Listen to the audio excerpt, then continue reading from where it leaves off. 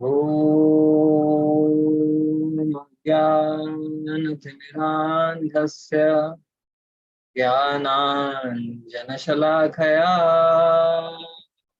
चक्षुरुन्मीलितं येन तस्मै श्रीगुरवे नमः। नमो विष्णुपादाय कृष्णप्रेष्ठाय भूतले श्रीमते भक्तिवेदान्त स्वामी इति नामिने। नमस्ते सरस्वते देवी गौरवाणी प्रचारिणे निर्विशेष शून्यवादी पाश्चात्य देशतारिणे। जय श्री कृष्ण चैतन्य प्रभु नित्यानंद श्री अद्वैत गदाधर श्रीवासादि गौर भक्त वृंदा। हरे कृष्णा कृष्णा कृष्णा हरे हरे, हरे राम राम राम हरे हरे। हरे Krishna. Hare Krishna. Prabhu, please allow me to give a quick recap of the previous session. Yes. Where we learned how we are the separate energies of the Lord, and by the medium of your example, the 500 rupee note example, which even contains the signature of the governor, where he promises to pay the bearer sum of rupees 500, still you cannot hold him responsible for each and every crime or each and every activity that involves rupees 500. Similarly, and even that resonates with one line of yours in one of the previous sessions, where you said God creates not evil but free will. So we do have that element of free will with us, which we can use maybe to the best of our ability or the worst, to make this planet a better place or a worse off place to live in. Moving from there, we even learned what the true meaning of, or the meaning of true love is. Sache pyar ki paribhasha, where you explained with the example of a rose. One person, if he likes a rose, he plucks it, and the other waters it, nourishes it. So when we step into the shoes of the Creator, I mean, not exactly step into the shoes, but from a Creator's perspective, how he showers his unconditional love to everyone, we can then take baby steps at reaching there, or trying to reach there. And through one of these questions, one highlight what personally I found is two essential elements of service, that is clarity and purity of intention. And where we discussed that, we have a mortal tendencies of expecting some reward, recognition, or at least acknowledgement for some service that we've done.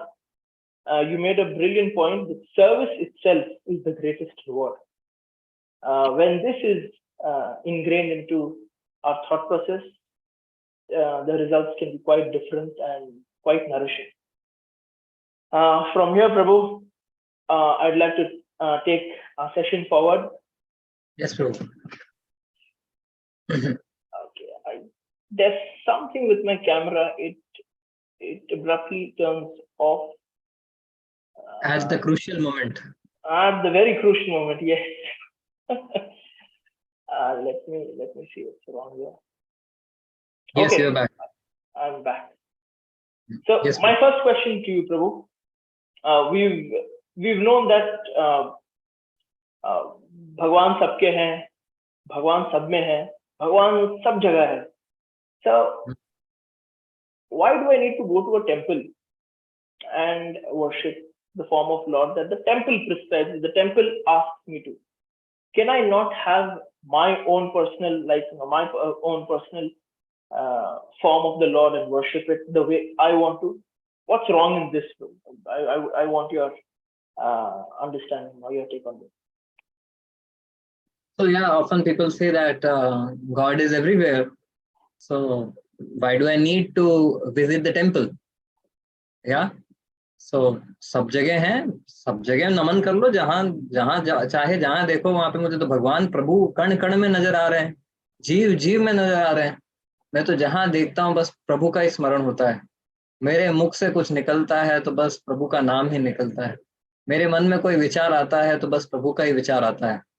How many of you have heard these kind of very you know these kind of statements from some people?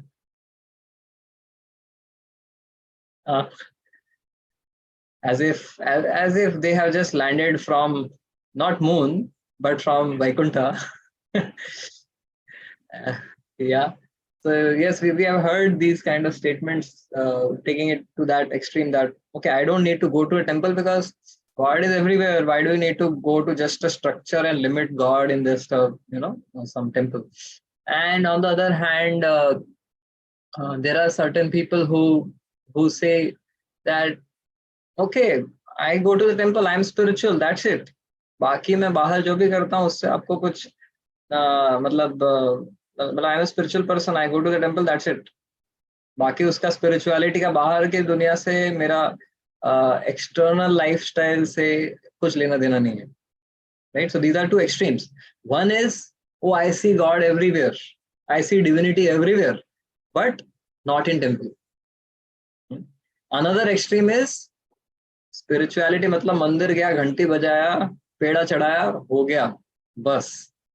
Now I have, my duty to God is done, right? So जैसे मैंने बिजली पानी का bill भर दिया, so वैसे मैंने मंदिर में घंटी बजा दिया, and then बाहर whatever I do outside of the temple precincts, that's just my personal life. I keep these both of them separate. So there are these two extremes. Seeing God in the temple and seeing God everywhere, they are not alternatives for each other. I again repeat, seeing God everywhere and seeing God in the temple are not alternatives for each other, mutually exclusive alternatives for each other. They are complementary to each other. They complement each other. If you see God in the temple, but you cannot appreciate the presence of God everywhere or all around you, in the people around you, in the world around you, then the Bhagavatam describes that you are a neophyte devotee, that we are a neophyte devotee, we are beginners, because the third canto of the Bhagavatam and the 11th canto of the Bhagavatam speak about it. Alcha yam eva haraye,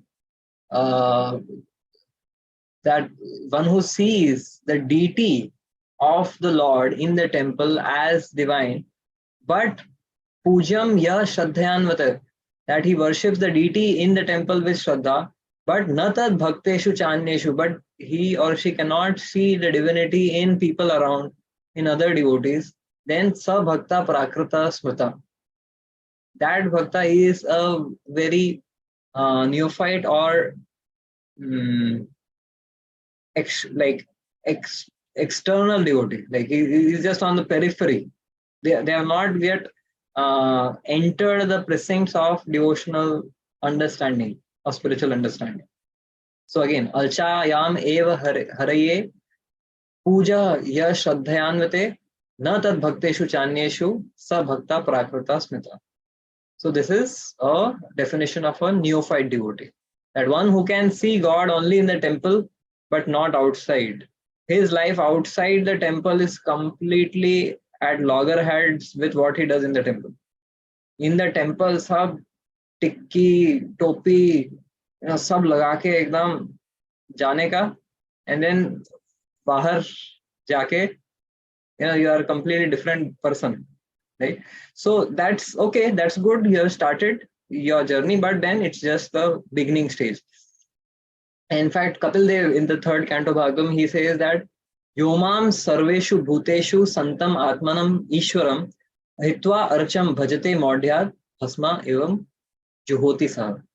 That that someone who worships the deity in the temple but is unable to see my presence everywhere, his worship I consider like offering ghee in ashes. Right? The person is offering ghee. The person is offering some sacrifice, but once fire of spiritual knowledge is not awakened, he's just doing the ritual.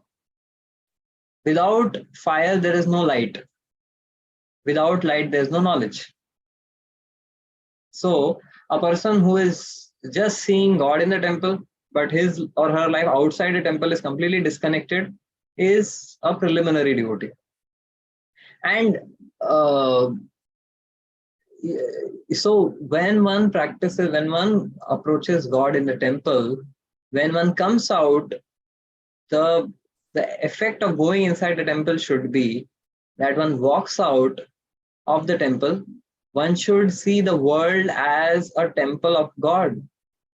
One should be able to see the entire world as the house and the temple of God, and all the living entities as his children. One should be able to see God's presence in every living entity, which means one should be able to see everyone as a temple, everybody as a temple in which the Lord is residing. So that's the understanding of that one should get after visiting the temple. So it's but natural. And in the 9th chapter, from 16th to 19th verse, Krishna describes that if you are not able to see me, if you are not so advanced that you can see me, my personal form, then at least see my hand. I can't see God, but I can see God's hand in everything. I can't see God, but I can see the signature of God in everything. Remember, we talked about the signature of the governor, right? Many people will just look at the note and, okay, 500 kadak patti hai. But some people will appreciate it has value because it has a signature of the governor. So similarly, I may not be able to personally see the governor, but I can appreciate his power by seeing his signature. So these verses from 16th to 19th, they speak about that how I can see God's hand in every aspect of creation. Krishna says, Pitahamasya jagato mata dhata pitamaha vedyam pavitram omkaram riksama yajurevacha. Krishna says, you have a father, mother? Yes. Your father, mother have father, mother? Yes. Your grandfather, grandmother, they have father, mother? Yes. Your grandfather, grandmother, they have their father, mother? Yes. Your great grandfather and great grandmother, they have their great grandfather and great grandmother? Yes. Where does it all lead to? Don't know. Yeah, we never tracked the lineage that far. Krishna says, I tracked it for you. It began from me. So we have experience of a father and mother. So we can understand how much we depend as a child on the father and mother. So Krishna says, all the living entities are dependent on me, like a child is dependent on father and mother. And that's a practical experience which all of us have. Right? We just really don't know what is going to come on our way in our lives. In many ways, we are dependent on the Lord. In all ways, we are dependent on the Lord. So Krishna says, you cannot appreciate, you cannot see me, but don't wait to say that, okay, I will believe in God only when I see him. Okay, you can't see God, but you can see God's hand and still believe in God. Right? So Pitahamasya Jagato. Is it possible, Jai Kishan Prabhu and our audience, that appreciate God at least conceptually through this understanding that how where does this chain of parents lead us to? Leads us to God, and how we are dependent on our parents. Similarly, the ultimate supreme parent. Everyone is a child. Your great grandfather or you, both are children for Krishna, right? So this Krishna says, in this way you can appreciate me. Krishna says, Gatir Bharta Prabhu Sakshi Nivasa Sharanam Suhit Prabhava Pralay Sthanam Nidhanam Bijam Avyam. So Krishna says, okay, you have seen a seed, you have seen a tree. Yes, I have seen a tree. Where does that tree come from? Oh, tree comes from the seed. Okay, so this entire big tree comes from a seed, right? So Krishna says this entire universe is like a tree.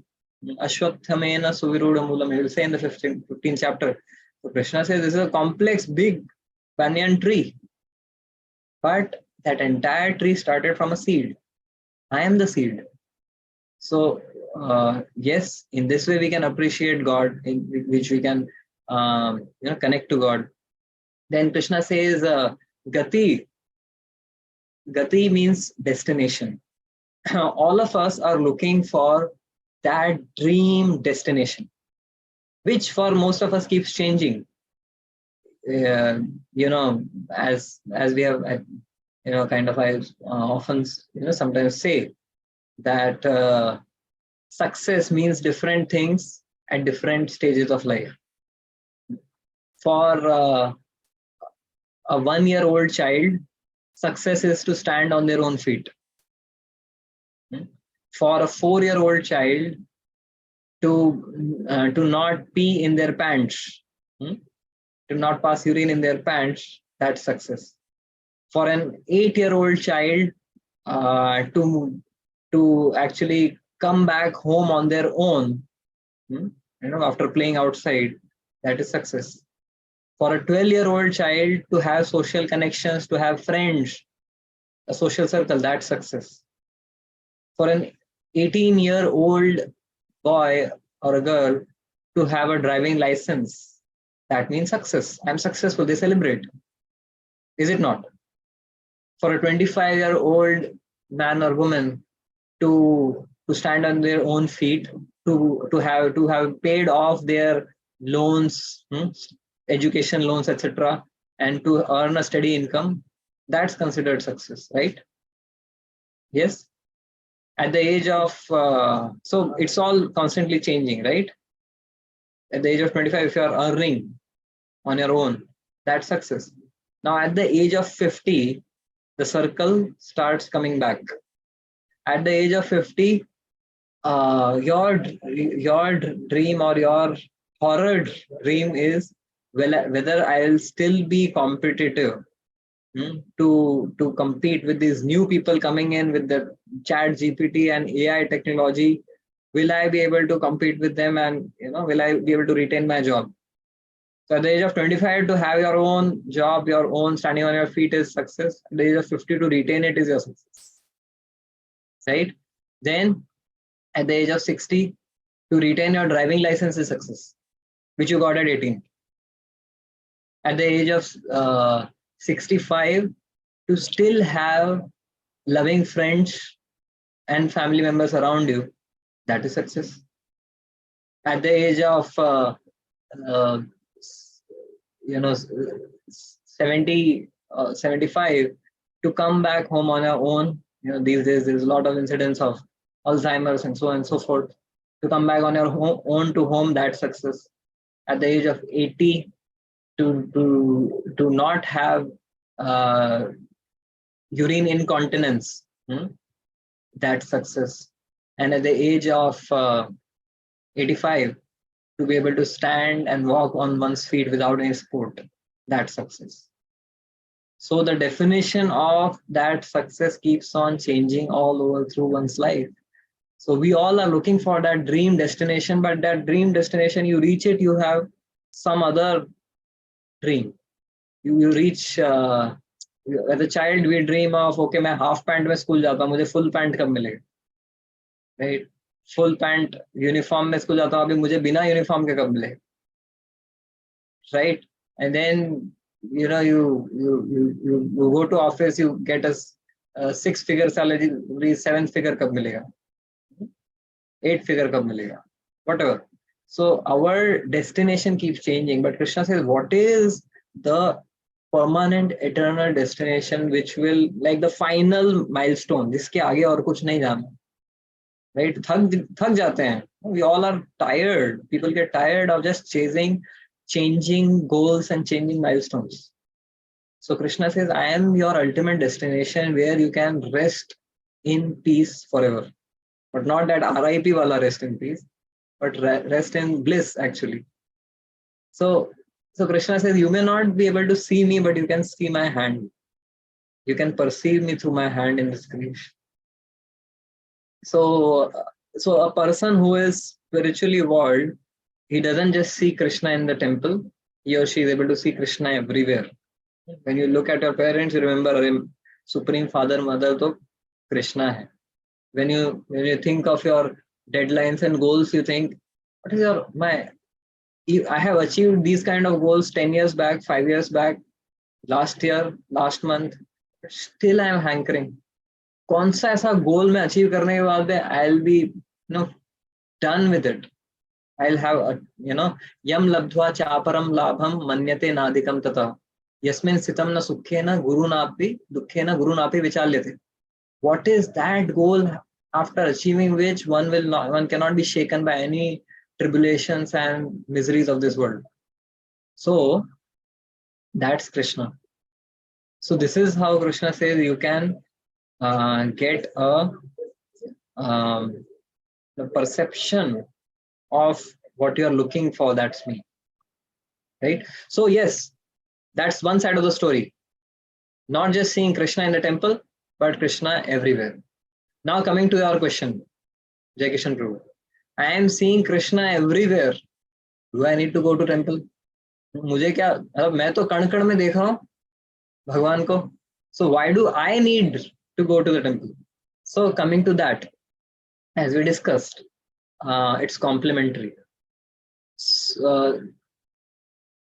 Some things which can be accomplished by seeing Krishna everywhere, or seeing Krishna in the temple, cannot be accomplished by seeing Krishna everywhere. There are some facets of the Supreme which can be unraveled only when you see Krishna in the temple, which are not available for you just by seeing Krishna everywhere. What are those? Krishna's all-pervading feature is the Paramatma feature, right? And Krishna's personal feature is the Bhagavan feature. Vadanti tat tattvavidas tattvam yad jnanam advayam brahmeti paramatmeti bhagwaniti sabdate. That the same absolute truth is revealed in 3 different manifestations, gradations. Brahman, which is just to understand that there is something spiritual beyond all this material thing, material universe. Then beyond that Brahman is the Paramatma realization that actually this entire universe is being activated by the all-pervading Paramatma. Paramatma, I am just an Atma. First I was at the level of matter. I could just see matter, I could just smell matter, I could taste matter, I could desire matter. But then I rose beyond matter and see that, okay, there is something called spirit or spiritual beyond matter. But then when you raise your bar above that, you say, Arey, Atma ke bhi upar Paramatma hai. Who is creating the Atma and who is creating the matter? That's Paramatma. Well, you come there at that level and you see Paramatma everywhere. You understand that Paramatma is all pervading source and creator of everything. But higher than that is the Bhagwan feature, where you can have a personal relationship with that Paramatma. That cannot be unlocked with just seeing Krishna everywhere, seeing God everywhere. For that, you will have to have a face-to-face meeting with God. And that is why the temples are such a great mercy of the Lord, that the Supreme Absolute is making himself available to us to reciprocate, to have a relationship. Say, I will say, if I say, okay, celebrities, talking of celebrities. Okay, my favorite celebrity, I see him everywhere. on the billboards, in the social media, in the YouTube feed. So I am seeing my favorite celebrity sports star everywhere. जहां जाता हूं बस मुझे वही नजर आता है. आंखें खुली या करूं या बंद करूं, है ना, वही नजर आता है, आती है, depending on, right? So, but if that celebrity tells you, I want to meet you personally, would you say, नहीं नहीं जी कोई बात नहीं जी, हम आपका वीडियो देख के ही खुश हैं जी, नहीं नहीं मिलने की कोई जरूरत नहीं है? Would you say that? Would anyone say that? Of course not. So you would definitely want to personally meet them, right? So when Krishna is there everywhere, if you have got the vision, you can see Krishna everywhere. The universe is going to feed us. जैसे YouTube feed करता है, universe is going to show us Krishna's hand everywhere. But then Krishna is saying, would you like to deepen our relationship? Come meet me personally. ना ना मैं नहीं जाना, मंदिर में क्यों जाना है, भगवान तो सब जगह दिख रहे हैं. So I am missing out on that relationship. And secondly, what other thing you don't get? First of all, the relationship part with God, with Bhagwan. And then secondly, we need an environment. अभी जब किसी की याददाश्त हो जाती है तो उसको उसी environment में लेके आ जाता है जहां वो पहले था. The same sounds, the same sights, the same people, वो सब उसकी याददाश्त जगा देता है. So we have all forgotten our ultimate, position, constitutional position. So when we come across the same setup, it all comes back. So therefore, when we go to the temple, we are reminded that, oh, I am a spirit soul, I am a part and parcel of Krishna, I am a lover of Krishna. Yeah, and the temple is an embassy of the spiritual world. So if I have to go to Muscat, right? I mean, I won't go, but say suppose if I have to go to Muscat, what do I need to do? Need to get a visa. Visa from where? From the Oman embassy in India. The Oman embassy. So I'll have to go to the Oman embassy and there put up an application, and then if they are pleased with my application and my request, they will grant me a visa, right? So if I want to go back to the spiritual world, I need to visit the embassy of the spiritual world. And you cannot say, अरे नहीं, भगवान तो सब जगह है. अरे कि Oman तो सब जगह है, सब जगह पेट्रोल डल रहा है ओमान का, right? सब जगह सब गाड़ियों में है. So then you are not going to get visa. You have to go to the embassy. So similarly, if you want to go back to the spiritual world, we need to go to the embassy and put up our application. And how do we put up our application? By chanting Hare Krishna, Krishna Krishna, Hare Hare, Hare Rama, Rama Rama, Hare Hare. And then, when approved, then Yad Gatvana Nivartante Tad Dhama Paramam Mama. So, yes, Jaikishan Prabhu, what do you think? Do you still have some reservations for visiting the temple tomorrow for Brahmotsav? Of course, that is something I am, irrespective of the answer, I am going to visit. I plan to visit that. How can I miss that, Prabhu? But your explanation is wonderful. I mean, you related this with going to an embassy, to the right place to file an application and get your answers. It's not that if you are a free bird, you can just move around everywhere, anywhere. No, there is a certain process to be followed. But Prabhu, having said that and having understood that, what about the form of the Lord? Does that have to be the one prescribed by the temple, or does it have to be a specific form as such, or that can be left to personal discretion? Whatever form I want to worship, let me do my own thing, and let not anybody prescribe the form of the deity or form of God that's there to worship. What's your take on this, Prabhu? So now that you have agreed to visit the temple, you are asking which temple to go. देवी का temple जाऊं, गणपति का temple जाऊं, शिव जी का temple जाऊं, कृष्णा का temple जाऊं, मुरुगन का temple जाऊं, कि मेरा ही कोई टेम्पल बनाऊं। वैसे अभी अमिताभ बच्चन का एक टेम्पल है कोलकाता में, सोनिया गांधी का एक टेम्पल है कर्नाटका में, Okay. तो कौन सा टेम्पल जाएं हम?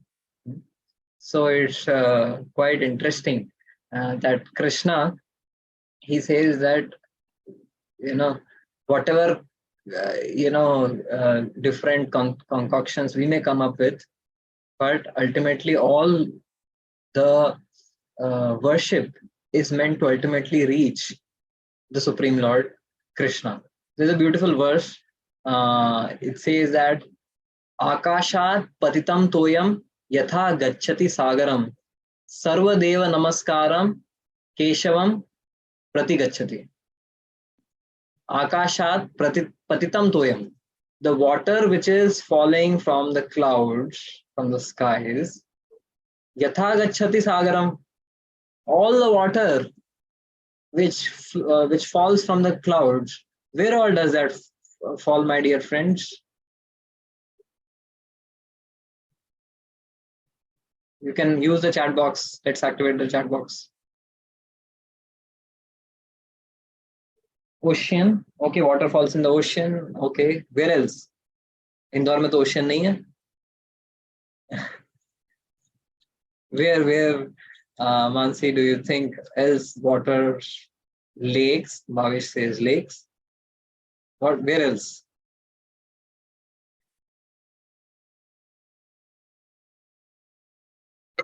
Rivers and of course cities. Delhi वालों ने तो बहुत experience किया है. On the earth. Earth, yeah, on the land. So if the water falls into the rivers, it will enter the rivers. If it falls on the earth or in the lakes, it will go into the underground water table, right? And underground जो aquifers होता है उससे वो water will be carried through across gradually to the southwards towards the oceans, right? Some rivers, Ganga, Mother Ganga is flowing towards the east. Then there is Satluj, Bias, etc. They are flowing towards the west. Saraswati flowing towards the west. But ultimately, all of that water comes and mixes in the ocean. Is it not? So, irrespective of where the water has fallen, on the top of a mountain, it has become a snowball and fallen on a mountain. वो भी पिघल के नदी बनेगा और वहां से वो ओशन जाएगा. Agar if that water drop has fallen into the river, from the river it will go into the ocean. If the water droplet has fallen on ground earth, from the earth it will seep into the underground water table, and from the aquifers it will ultimately reach the ocean. So irrespective of where the water falls, ultimately it reaches the ocean. Agreed? So this verse says, Sarvadeva Namaskaram Keshavam Pratigachati. Irrespective of whoever you offer your respects to, ultimately it is meant for, and ultimately it will reach Keshava, or the Supreme Lord, Krishna. So that's a very beautiful verse. So do you get the analogy, my dear audience? So whomever we offer our respects to,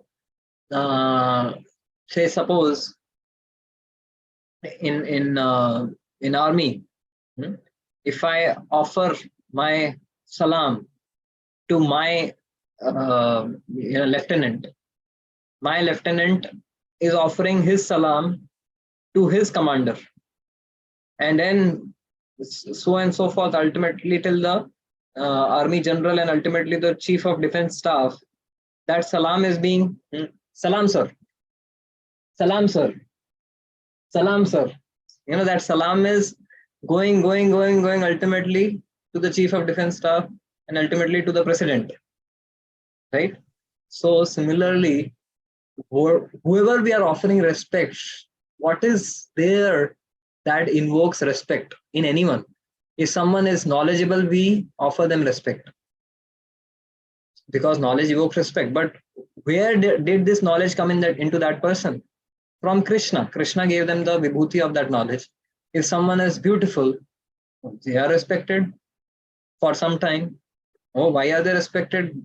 Because of beauty. But who gave beauty? Krishna. So whoever is respected in this world, ultimately that respect is coming because Krishna has invested some potency in them. And ultimately that person is supposed to respect his or her superior, their superior, and ultimately reaching Krishna. And similarly with the devatas also.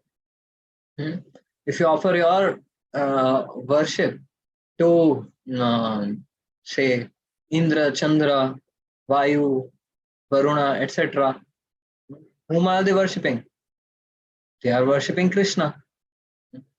All the devatas, they approach the ocean of milk with Brahmaji. They approach Brahmaji, and Brahmaji takes them to Lord Krishna.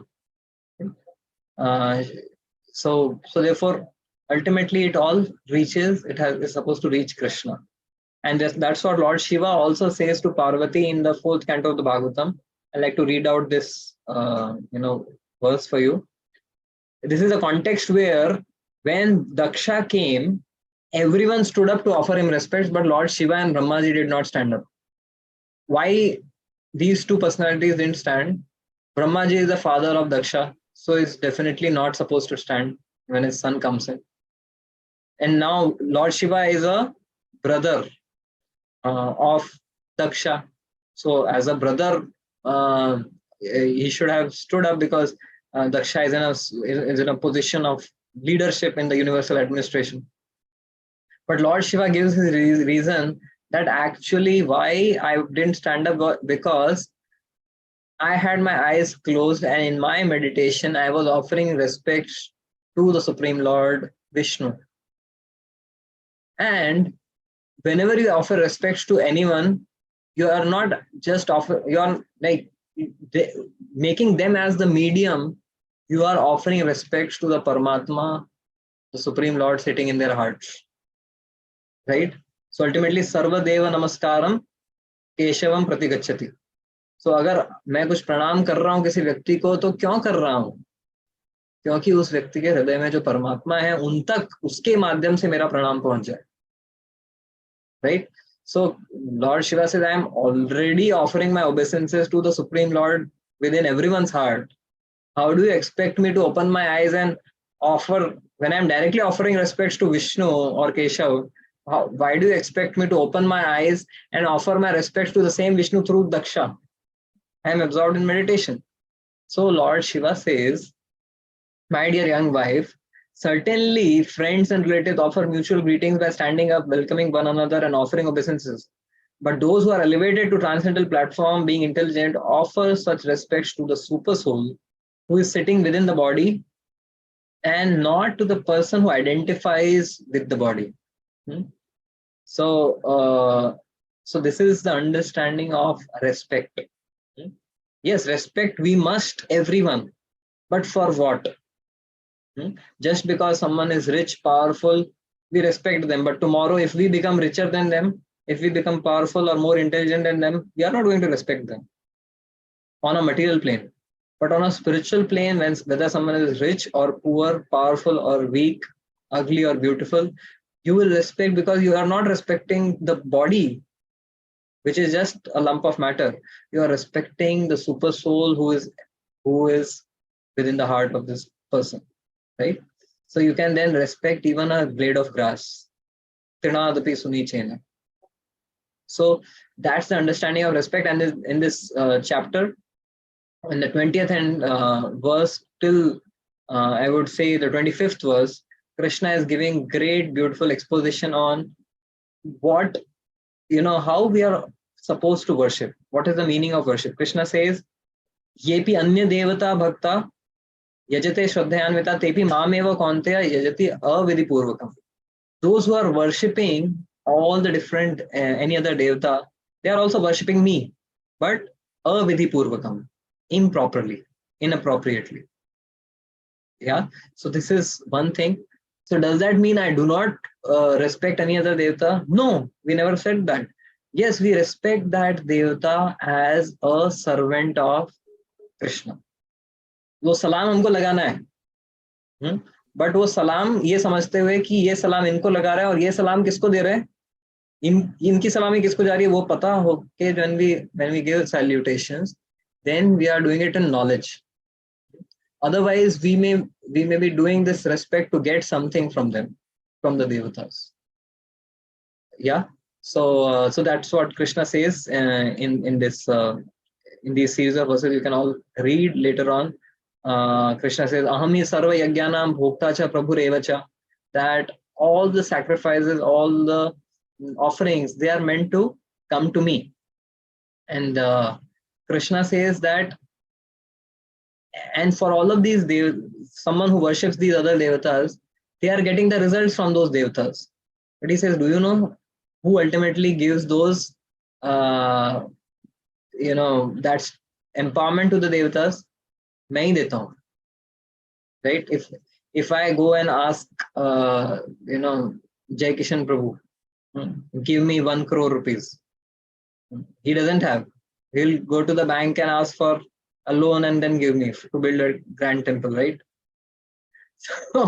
So the devatas, they approach Krishna, and then what they receive from Krishna, they give to us. This is the understanding which Krishna is giving in the Bhagavad Gita. And Krishna says, but it's not necessary that you always you have to go to the devata only to get whatever you want. Krishna says, just remember me.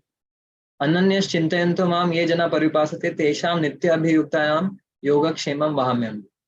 That someone who is constantly remembering me, I become their LIC policy and more. That whatever they lack, I will carry. I'll carry for them. And whatever they have, I will be a chowkidar. I'll protect it, I'll preserve it. So Krishna says, I will carry. मतलब ऐसा भी नहीं कि material, even if we need some material prosperity or wealth or assets, Krishna says, तुम इतना बोझ मत उठाओ, तुम थक जाओगे. Krishna says, I will carry this burden of material assets for you. Can you imagine? Krishna says, doesn't say that I will give you and then you take care of it. Krishna says, I will carry you like a servant. जब आपको जरूरत होगी उसमें से निकाल के आपको दे दूंगा, आप यूज करो. एंड देन और कुछ जरूरत होगी, मैं आपके पीछे ही खड़ा हूँ, आपका जितना भी बोझा है वो लेके खड़ा हूँ. And I'll keep giving you whenever you need. So this is the beauty of Krishna consciousness. So yes, Sarva Deva Namaskaram Keshavam Adhigachati. So what is the way? Which form should we worship? So we should worship as per the injunctions of the scriptures, that our ultimate worship and love and devotion is meant for Krishna, just as a wife's love is meant for her husband. So all of us jivas are the energy of Krishna. So our love, our devotion is meant singularly for Krishna. And all the family members of Krishna, all of these devatas are family members of Krishna. So a wife doesn't say that, oh, I only have relationship with the husband and, rest, damn it, I don't care. No. The wife knows that if I want to please the husband, I want to serve the husband, and I need to serve the relatives and friends of my husband. So we as spirit souls, we are wise or energy of Krishna. But to serve Krishna, we need to serve other devotees. We need to serve the universal administrators which Krishna has appointed, which means we offer our respect to them, but our heart is meant only for Krishna. Okay, Prabhu, now temple be clear hua, be deity clear hua ke nahi batao? Yes, Prabhu, very much. And thank you for that wonderful explanation. And that yes, respect everyone, respect the devotees and servants of the Lord. But dil to ji Bhagwan ke liye. Krishna.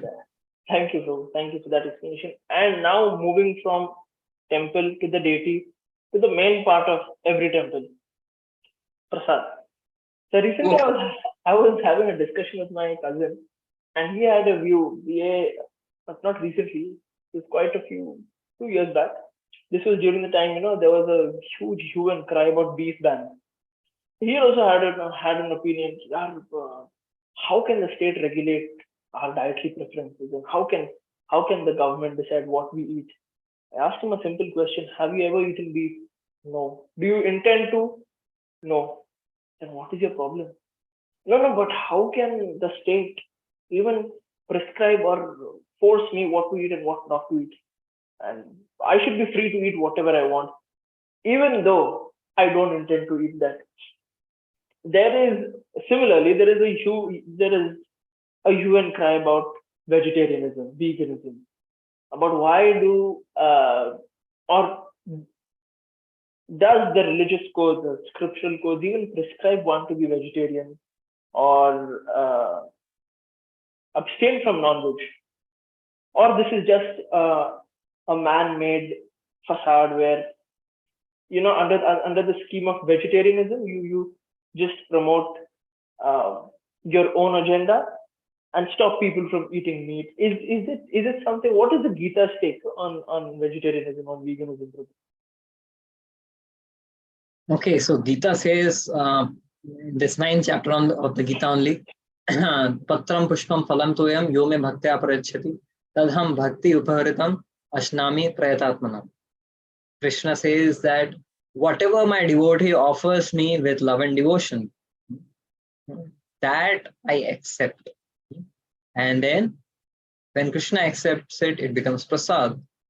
And that prasad we are entitled to honor and enjoy. But we can only enjoy what Krishna eats. And what does Krishna say?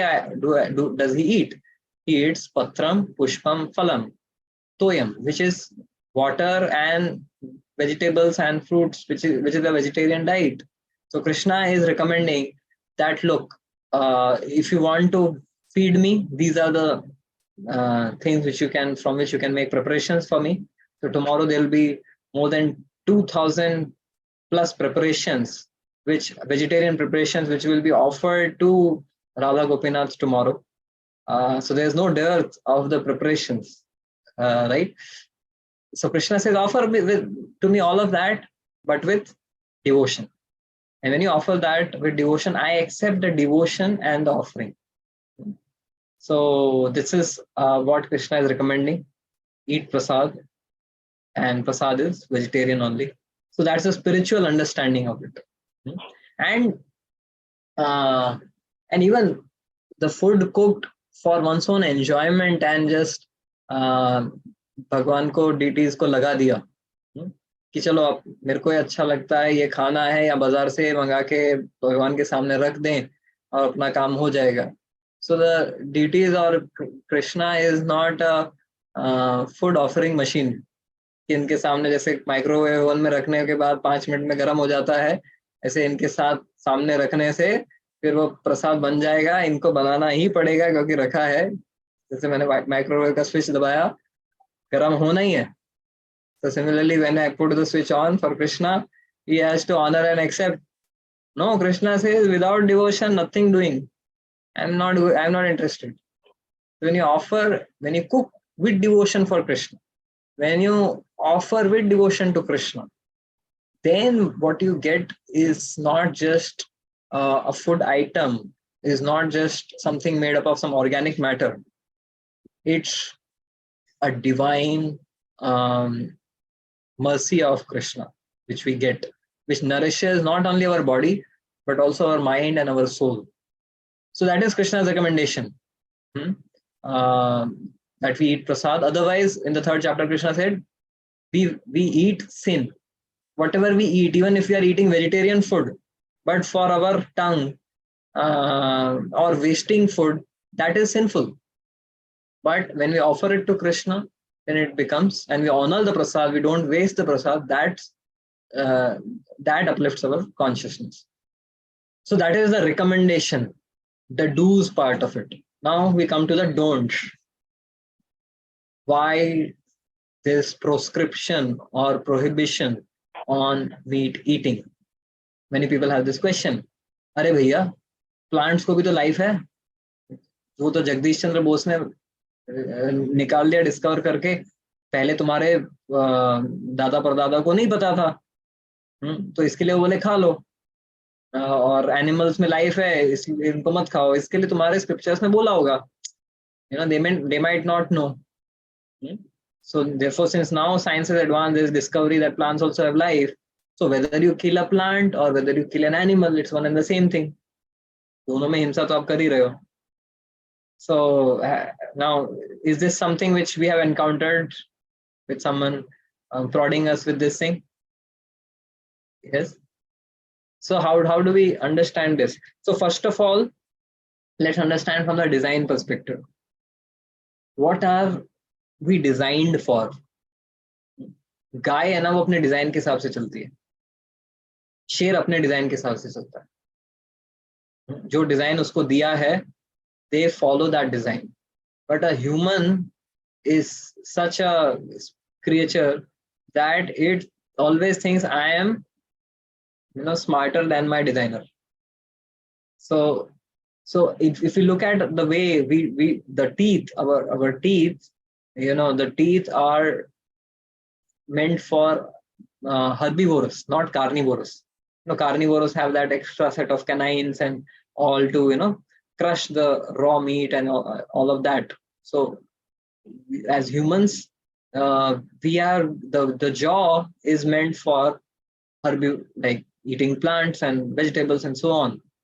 And even the pH level in our stomach, like there's detailed science, like there's an article which I think we will share with all of you, which shows that how our intestines, our stomach and all is geared towards digesting herbs, not flesh.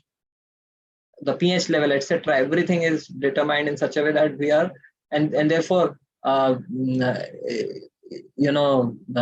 doctors, whenever if someone has any heart disease, diabetes, the first prescription they give is stop eating non-veg. Now the question is, if it were good for your health, why would the doctor ask you to stop eating it? And there have been umpteen evidences. Harshita ji saying that's why people have cholesterol problems and so many other problems, complications. There are umpteen studies which say that like eating non-vegetarian food is linked to diabetes, to heart diseases, to cancer also. And it is said you have 20 to 30% more chances of getting these diseases if you are on a non-veg diet. So when it comes to the physical or the health aspect, vegetarian is better. Even if you want to be an athlete, you see Novak Djokovic, you see Virat Kohli. ऐसा नहीं है कि कमजोर हो जाओगे आप.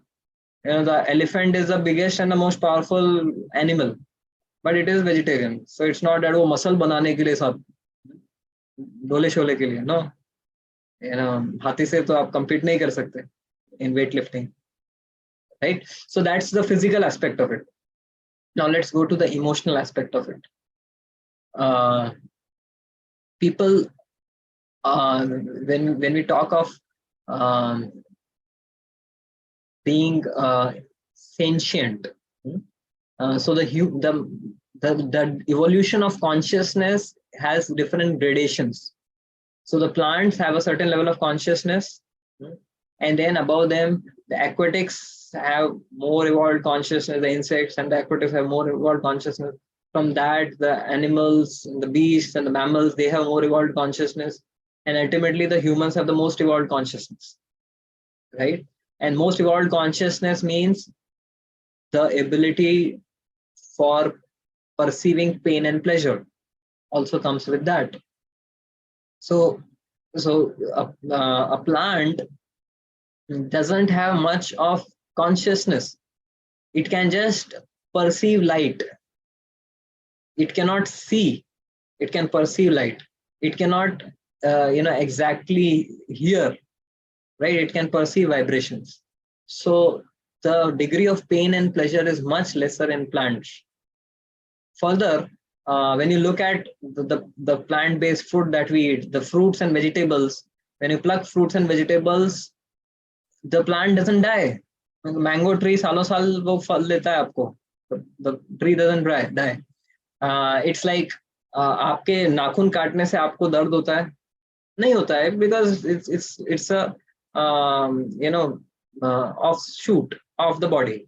So similarly, the vegetables and fruits they are offshoots of these plants, and they are happily giving कि ले लो हमारे नाखून काट के आप be happy, right? So that's another thing. And then someone may ask, no, but grains के लिए, rice के लिए आपको तो वो पूरा का पूरा झाड़ ही निकालना पड़ता है, right?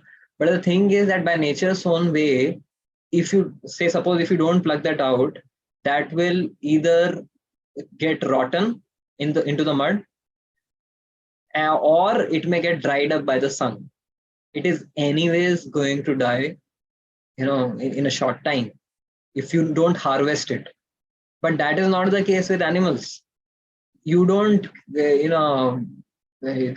you kill animals when they are, kind of young, or they are, middle aged, right? So you don't lead the animals to in the slaughterhouse to the fag on end of their life. कौन उनको खिलाएगा इतना? पहले ही मार देते हैं, right? Till the time just they attain their maximum height and weight, उसके बाद मार दो. So it's not the same. And thirdly, you just think about it, the pain which these animals will go through. अगर किसी school में बोला जाए कि चलो बच्चों को हम पिकनिक पे लेके जा रहे हैं, one option is we will take them on picnic to a harvesting in a farm. एक फार्म पे लेके जाएंगे, वहां पे कुछ हार्वेस्टिंग करवाएंगे. And another option is we will take them to a slaughterhouse. But this is an educational trip where we will show them how food is produced. So, which of these two do you think are the parents going to have reservations to send their children? The harvest or the slaughterhouse? Harvest, of course. A farm, a harvest. They would want the children to go there, because there's a festive environment there. In the slaughterhouse, there is such terror, such horror. No living entity wants to die, right? And it's the pain, not only the pain which that living entity feels, even its relatives feel. When a cat in our compound, she lost her kittens, she cried for 1 week. For 1 week, entire week, day and night, she was crying. So the evolution of consciousness is such that they don't just feel pain for themselves, they even feel pain for their relatives. How can we as humans be so insentient, insensitive, that we can't feel their obvious pain, right? And for the satisfaction of our tongue, we just continue with that. So therefore, from all of these, it's quite evident that vegetarian food is what is recommended, what is as per our design, and what we can offer to Krishna and get divine energy.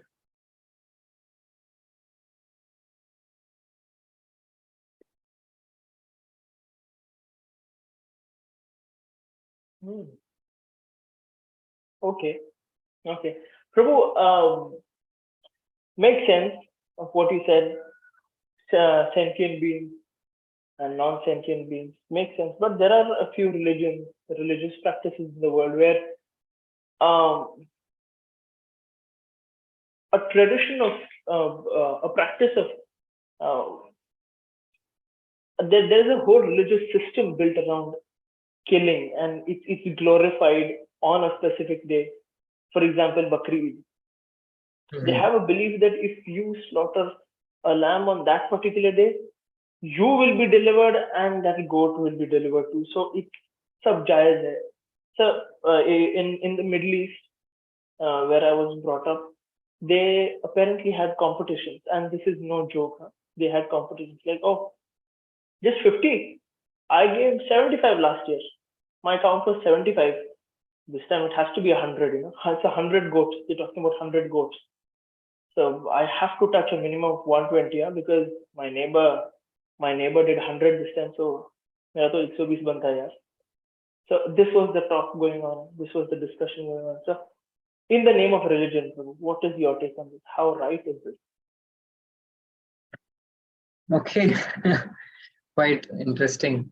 That that when humans bring in ego into their picture, into the picture, then then there's competition, and there is that वो होड़ लग जाती है, just to prove oneself better. Uh, so even it can happen in in other religions. Okay, I fasted for 7 days. तुमने कितने दिन किया? 2 दिन बस. अरे मैं तो 7 दिन किया. So you see where both of these are coming from the space of ego. The only thing is that this person's ego is harming only themselves. The other person's ego is in mode of ignorance and is also harming others. Right? So it is basically the mode in which they are sattva, raja, and tama. And the mode plus the ego, it determines what kind of damage the person is going to do. If I am in mode of goodness but I have ego, then the damage is minimal. But still, in the name of religion, I am not going to advance because I'm still playing around with ego, using religion for enhancing my ego.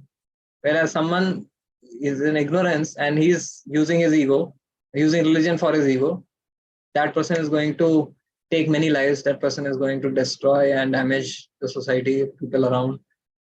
And that's all justified using the name of religion to feed the ego. Yeah. So rather than feeding the stomach, they're feeding the egos. And it's not just, I'm just saying about one particular religion. Even in Hinduism, it so happened that in the name of sacrifice, animal sacrifices, which had a very specific purpose, animal sacrifices were meant to be done for testing the efficacy of the mantras. That's it. And that animal would, get a new life immediately. In their particular evolution, they would get a new life immediately. So, but then it got corrupt, that it became a system for satisfying the palate, for the tongue, and then so many elaborate sacrifices for proving oneself as superior. So that can always happen. But the thing is that we need to see what's the principle. The principle is that I should inflict minimal violence. I should be most sensitive in the way I live, not just my eating. Jada Bharat, when he was walking, he was looking down. Are there any ants? So what to speak of, eating? Even my walking should not trouble others, right? So this is a very sensitive person, which is a result of spiritual evolution. Whereas a person who is very low on the spiritual evolution scale, they may just mindlessly kill others and say that, oh, this is part of my religion. But as one sensitivity grows, even जो cannibals होते हैं ना, man eating people, उनको भी कुछ sensitivity होता है, उनके भी कुछ rules होते हैं. हाँ, आदमी को खाना है, लेकिन अपनी tribe में से नहीं खाना है. They will find someone outside their tribe to eat. Yeah. So अपने family से नहीं खाना है. So even they have this kind of कि someone who is farther away from my, evolution scale, वहां से खाएं.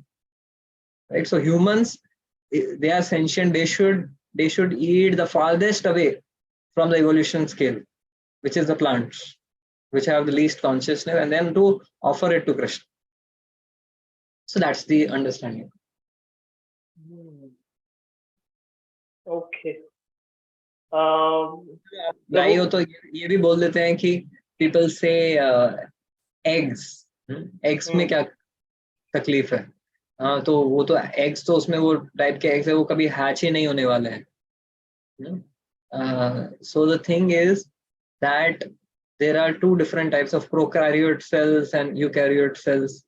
So these eggs, even they have the yolk, they have the living cells in them, which are of the kind of animal kingdom. So yes, you are kind of, there is violence involved there. It's a different kingdom from the plant kingdom. So therefore, that's also considered violent and sinful. Thank you, Prabhu. Thank you for those wonderful insights. And I mean, if you can allow me just one question before we move on, or should we give it to the audience? I mean, this is one very burning question which most of us face, but I'll do one thing. I'll maybe take it from the audience if it doesn't come from there. Let's give it a go, and we'll try to keep it short. Sure. Prabhu, you spoke about design, you spoke about sentient and non-sentient, onion and garlic. The one question that most of the bhakti practitioners face: why no onion garlic? Prabhu, please. I know onion garlic. Again, it's the question of mode of ignorance. There are certain foods. We see the food that how there are certain considerations that how compassionate or non-violent is my choice for other species, and how degrading it is on my own consciousness in terms of my bodily tuning and my consciousness. So how will my body and my consciousness react to this kind of food stuff? So we are prescribed, don't eat heavy foods in the night. Why is it so? So that in the morning when it's time for japa or sadhana, we don't feel sleepy and drowsy.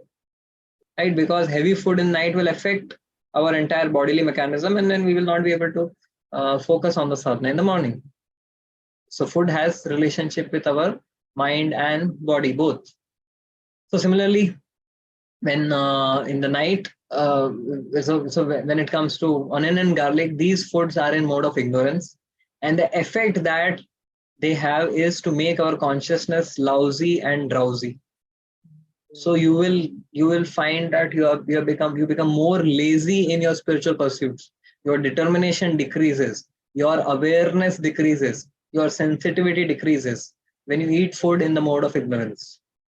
Right? When you eat stale food, when you eat such food in the ignorance, such as onion and garlic, it pulls your consciousness down. And so also for other addictive substances like nicotine, coffee, tea, right? They are also substances which give an addictive effect to the consciousness, to the brain, which makes it difficult for us to exercise our determination, our discrimination, our sense of awareness, sensitivity, empathy, etc. So therefore, for these reasons, we make these food choices. Number one, like kind of how non-violent or how compassionate our food choices are. And number two, how healthy on the physical platform and how healthy on the consciousness or spiritual platform are these foodstuffs for us. So based on that, onion, garlic, tea, coffee are also ruled out. But it's a choice that everyone has to make individually. It's not imposed. Yeah. Thank you, Prabhu. Thank you. Really, it makes sense. And for someone who's been on both sides of it, like someone who's consumed them in the past and someone who's not now doing it, they can very well understand the difference. And I'm one small being who can truly vouch for it. And yes, Prabhu, what you're saying makes complete sense. Thank you. Thank you for those wonderful insights and answers. I rest my questions for this evening, Prabhu. You may feel free to take any questions that you may find relevant from the chat box or from the Facebook Live session. And in the chat box, are there any questions?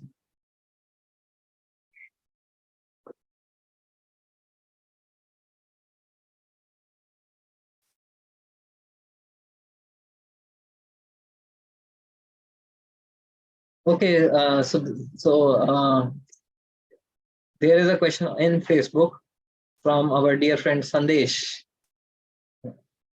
So he's saying, it seems to me that Krishna says Patram Pushpam Phalam to highlight the ease of initiating a reciprocating relationship with him, as these items are available effortlessly to most people. Sure, these items are also happen to be vegetarian, but the primary goal of this verse appears to underscore the ease of approach, not denying vegetarianism. But isn't this verse primarily directed elsewhere? Uh, so yeah, two ways of looking at it. One is that as a devotee, Krishna is teaching us how to practice devotional service in this particular chapter. In the 9th chapter of the Gita, it's called Raj Vidya Raj Guhyam, the most confidential knowledge, for the reason that it talks about the process or practices of devotional service. The 8th chapter spoke about the goal or prayojan. The 7th chapter spoke about the sambandha, or our relationship with the Lord. But the 9th chapter is talking about the practice and the process. How do you practice devotional service? And two very important verses which Krishna speaks of in this chapter about the process of devotional service. One is Manmana Bhav Mad Bhakto Madhyaji Mam Namaskuru, that always think of me, offer your obeisances to me, offer your worship to me. That is one verse. And Yat Koroshi Yadasnasi Yat Juhosi Dadasi Yat Tapasyasi Konte Tad Kuru Madarpana. And whatever you do, whatever you eat, whatever you austerity or sacrifice you perform, you do it as an offering unto me.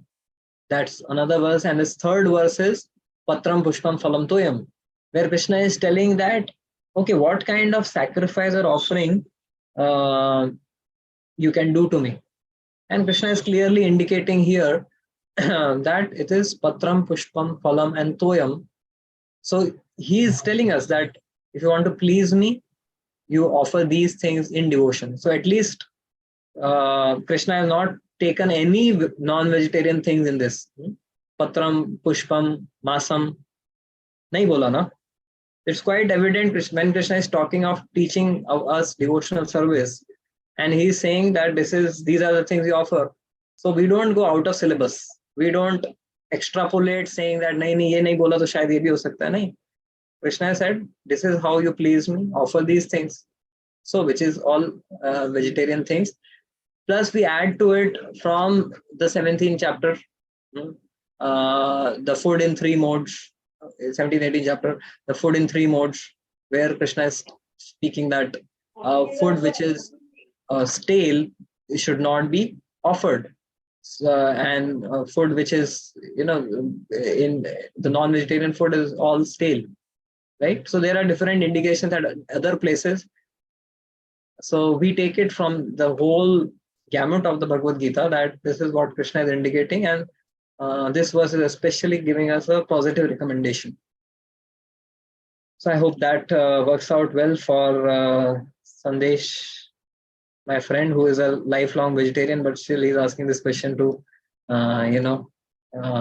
evoke some fun.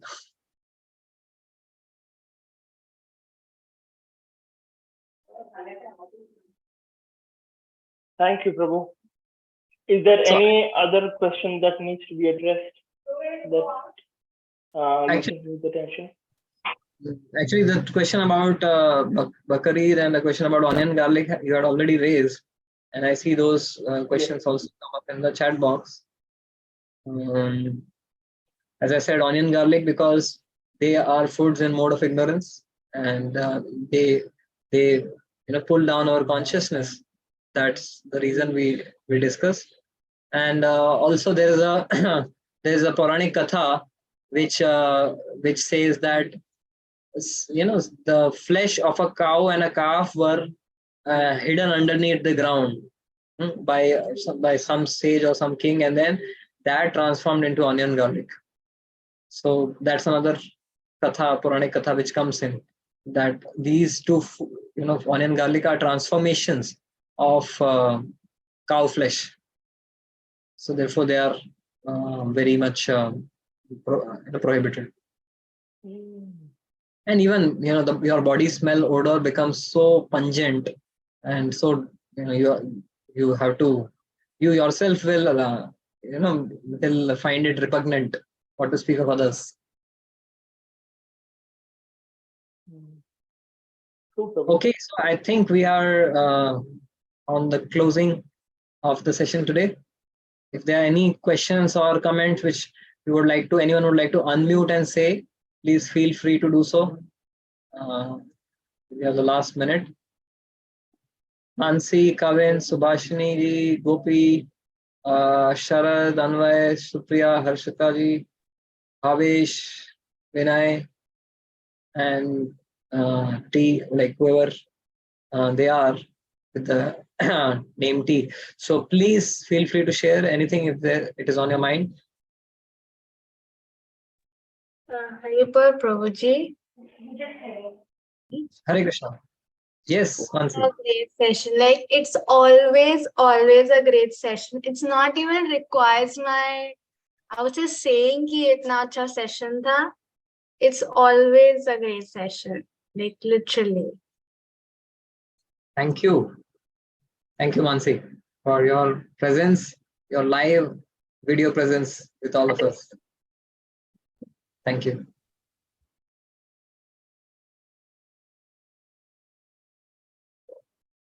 Anyone else like to share something?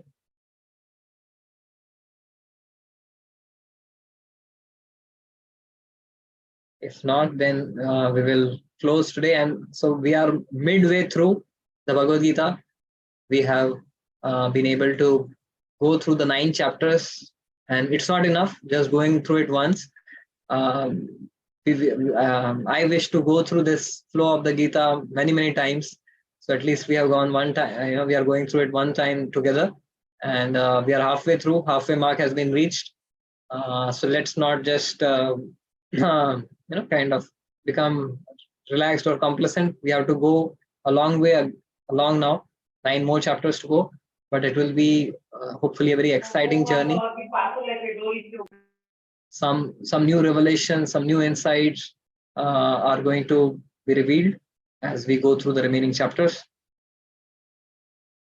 Thank you so much. And Harshita ji has put up her takeaways. Appreciate God's hand in everything, and everybody is at temple. So thank you for joining our online Gita temple. Hare Krishna. Srila Prabhupada ki jai. Thank you, Prabhu.